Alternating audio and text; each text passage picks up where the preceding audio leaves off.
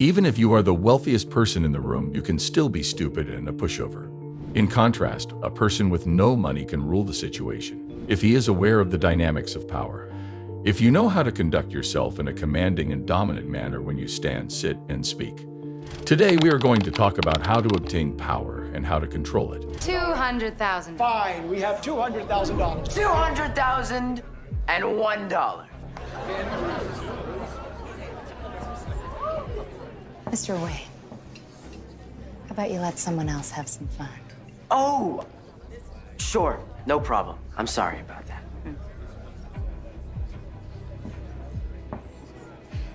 300,000. Very well, $300,000 and 1 cent. 500,000. Now back off, you little brat. Wow, Miss Keene, that's a lot of money for someone like you. $2 million.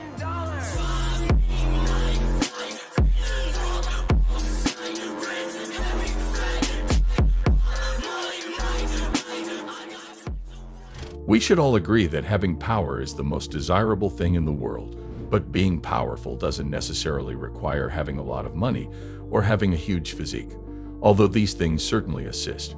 Without them, power can be attained as well. Let's examine Thomas Shelby while wearing Peaky Blinders. Tommy doesn't look particularly frightening, and although he has the ability to kill people, he was not wealthy when he first started.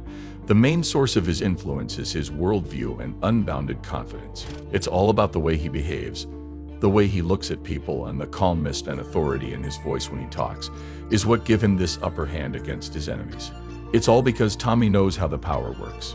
Another person who understood the way power works was Robert Greene, and he gave 48 laws of power in a book. Feeling powerless is a miserable experience.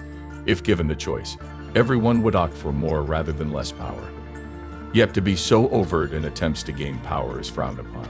To attain power, you need to be subtle, cunning, and democratic yet devious. Consequently, in his controversial book, The 48 Laws of Power, best-selling author Robert Greene argues that if you manage to seduce, charm, and deceive your opponents, you will attain the ultimate power. To Greene, power is immoral.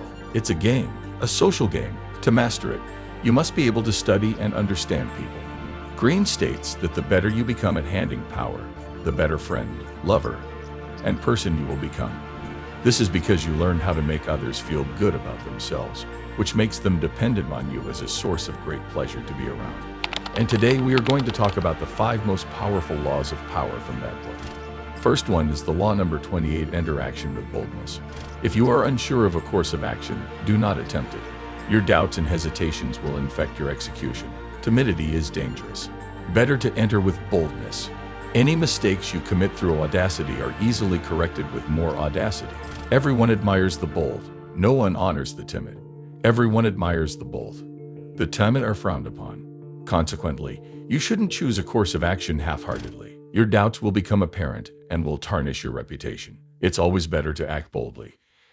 Any mistakes made are easily compensated by acting even more audaciously. Few are born bold. It's a habit that needs to be cultivated. It must be practiced. Likewise, timidity is also a learned trait. If you find yourself acting timidly, you must root this out and replace it with acts of boldness instead.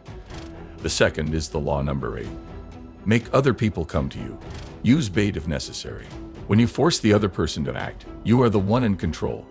It is always better to make your opponent come to you, abandoning his own plans in the process. Lure him with fabulous gains, then attack. You hold the cards. It's always preferable to make your opponent come to you, as they will have to abandon their plans and strategies in the process. Lure them in, and then attack. This prevents you from ever reacting to your opponents. Instead, they have to react to you. This means playing the long game, sitting back, and staying calm as others get stuck in the traps you've carefully planned out for them. However, your traps are only as good as the perceived attractiveness of your bait. If your bait is sweet enough, your opponent will become blinded to reality by their emotions, allowing you to gain the upper hand. But this doesn't mean that you should be manipulative or deceitful, but it does mean that you should be strategic in how you present yourself. Keep in mind that people are always looking for opportunities, so give them what they want, and they'll be more likely to come to you. The next is the law number 13. When asking for help, Appeal to people's self-interest, never to their mercy or gratitude. If you need help, ensure your request includes how the helper will benefit. People are more likely to respond well if they know they will benefit. If you must ask for help, make sure your request includes a benefit for your ally that you can exaggerate beyond proportion. When your ally sees that there is something in it for them, they are more likely to respond with enthusiasm. Self-interest is the greatest motivator for people. Once you master the art of working out what others want and using it to further your own plans, there will be no limits on what you can accomplish. It is important to appeal to people's self-interest when asking for help, rather than appeal to their mercy or gratitude. This is because people are more likely to help someone whom they believe will benefit them in some way, rather than someone to whom they feel sorry or to whom they feel indebted. Next is the law number 25. Recreate yourself. Never be comfortable with the role that society assigns you. Do you dream of being among the best sales readers? Keep on reinventing your game to win people over. Playing with appearances and mastering arts of deception are among the aesthetic pleasures of life. This Robert Greene quote from the 48 Laws of Power perfectly sums up why you should keep recreating yourself as a leader. You have the ability to influence how people view you and your image. You may reinvent yourself and take charge of the story around you by intentionally constructing your persona and changing it to meet your ambitions. To do this, you must first develop self-awareness and emotional control. The next step is to develop a memorable character. From here, you can learn to assume a variety of roles so that you can adjust to the demands of any given circumstance. But keep in mind that overreacting could backfire. And last, but not the least, law number 26, keep your hands clean. You must keep your appearance flawless. Never let anyone link you with bad behavior.